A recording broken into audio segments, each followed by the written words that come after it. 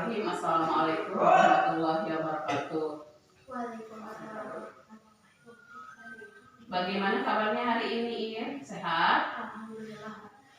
Alhamdulillah kalau kamu sehat ya. Mudah-mudahan kita selalu ada dalam keadaan sehat dan tidak lupa bersyukur kepada Allah atas nikmat sehat yang Allah berikan. Siap untuk belajar? Siap. Siap. Minggu lalu Ibu menyampaikan tentang materi taharah ya. Masih ingat tidak? Tentang mandi wajib, tentang tayamum, tentang wudhu. Apakah materi itu masih ingat? Iya. Iya, syukur kalau masih ingat. Hari ini kita akan mempelajari materi baru, yaitu tentang kisah Nabi. Yang akan dibahas pada pertemuan kali ini adalah kisah Nabi Ibrahim alaihissalam dan Nabi Ismail alaihissalam. Seperti yang kamu ketahui ya, jumlah Nabi dan Rasul yang wajib diketahui ada berapa? 22. Ada 25, dan salah satu dari 25 itu adalah Nabi Ibrahim. Kamu pernah dengar kisah Nabi Ibrahim? Iya, pernah. Nah, apa yang kamu ketahui dari kisah Nabi Ibrahim? Karena pernah menghancurkan patung, jadi dia pernah dibakar, tapi tidak merasakan panas sama sekali. Iya, bagus ya kalau sudah tahu. Itu merupakan mukjizat dari Nabi Ibrahim. Kisah selengkapnya pengen tahu tidak? Ya, baik, kalau seperti itu Ibu akan menceritakan tentang kisah Nabi Ibrahim. Nabi Ibrahim itu lahir di Babilonia ya. Nah, ayahnya bernama Azar. Azar ini seorang pembuat patung berhala. Nah, si Azar ini ya membuatkan patung berhala untuk dijual. Ya, dijual dan untuk disembah. Ya, bodoh sekali mereka ya. Jadi patung tadi dibuat oleh Azar, kemudian disembah. Ya. Nah, Nabi Ibrahim lahir pada masa Raja Namrud. Raja Namrud ini adalah seorang raja yang kejam dan dolim. Dia mengaku dirinya sebagai Tuhan. Nah, dia bertindak, berkuasa dengan sewenang-wenang, merasa dirinya sebagai Tuhan, bisa berbuat sekehendak hatinya. Nah, si Raja Namrud ini bertindak sewenang-wenang terhadap rakyatnya ya. Dan Nabi Ibrahim melihat bahwa pada masa itu penduduk-penduduk menyembah patung berhala, menyembah Raja Namrud ya. Dan beliau berpikir bahwa Tuhan itu bukanlah Raja Namrud, bukanlah dewa-dewa patung-patung tersebut ya. Kemudian Allah memberikan hidayah kecerdasan kepada Nabi Ibrahim ya. Dan mulailah mencari Tuhan Nabi Ibrahim itu.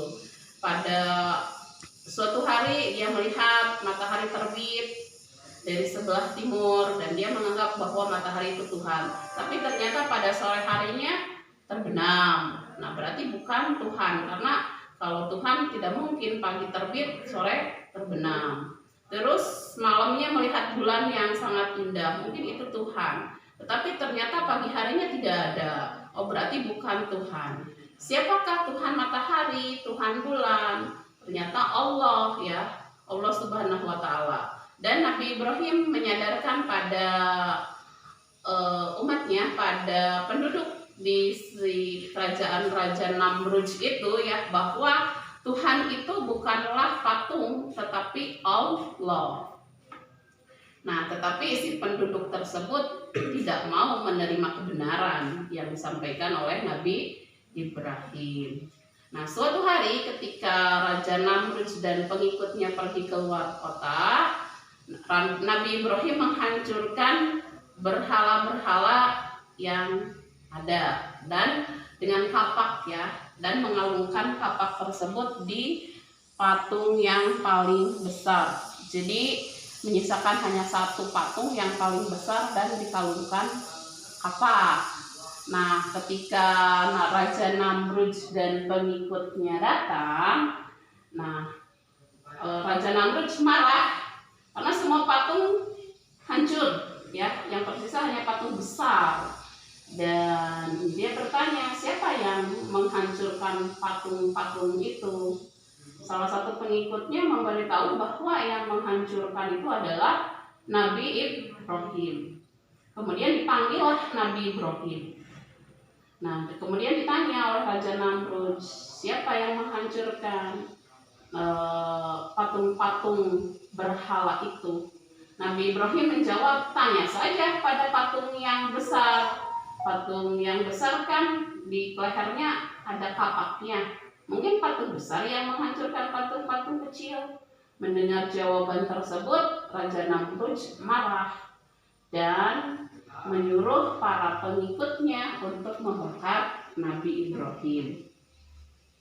Atas izin Allah, ya, atas izin Allah, meskipun dibakar, Nabi Ibrahim tetap hidup. Api itu terasa dingin oleh Nabi Ibrahim, ya.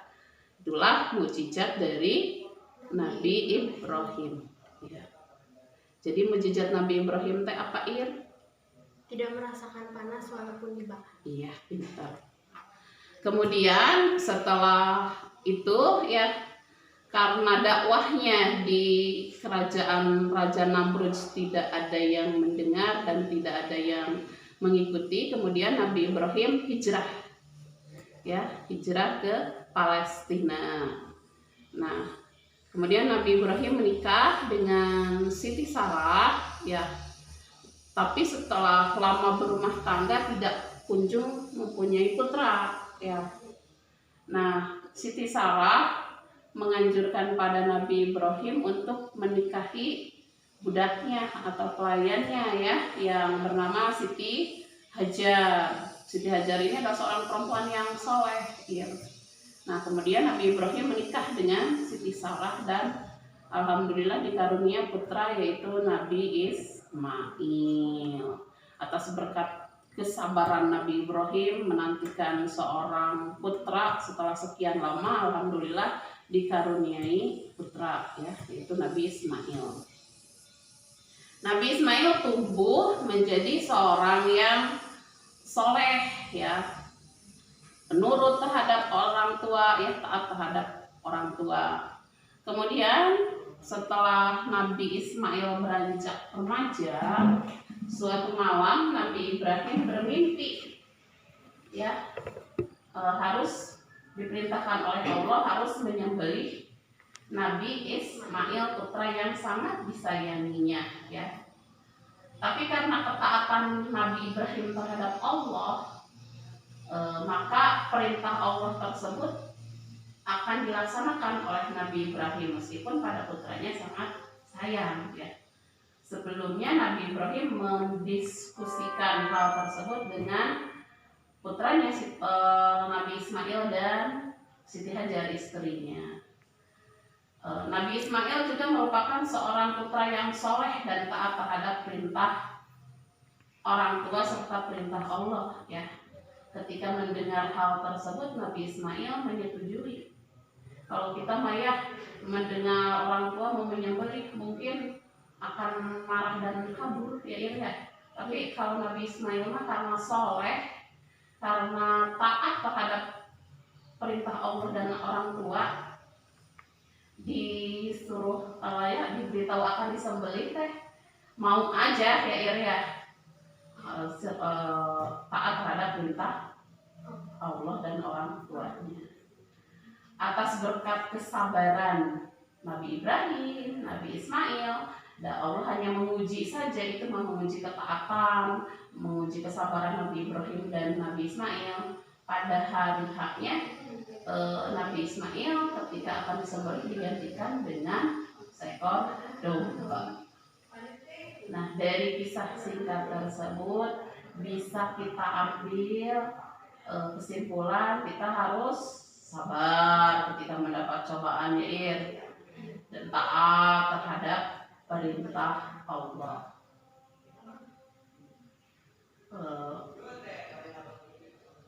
Ada yang mau ditanyakan? Silakan kalau mau bertanya.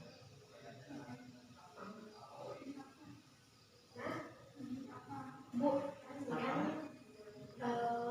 waktu Nabi Ismail akan disembelih itu diganti dengan seekor domba. Ya.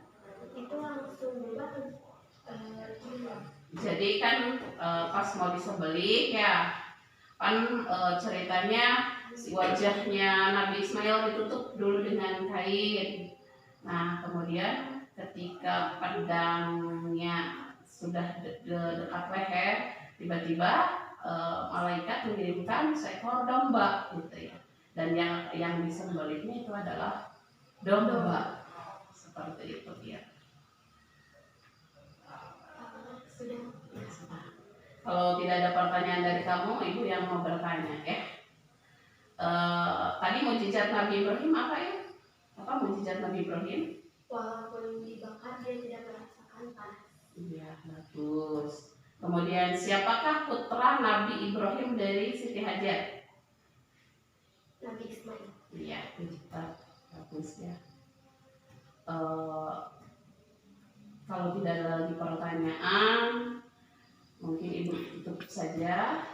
Minggu depan kita lanjutkan dengan materi yang baru ya. Mudah-mudahan materi yang ibu sampaikan hari ini bermanfaat ya. Mungkin itu saja, kita berdoa dulu ya sebelum kita akhiri.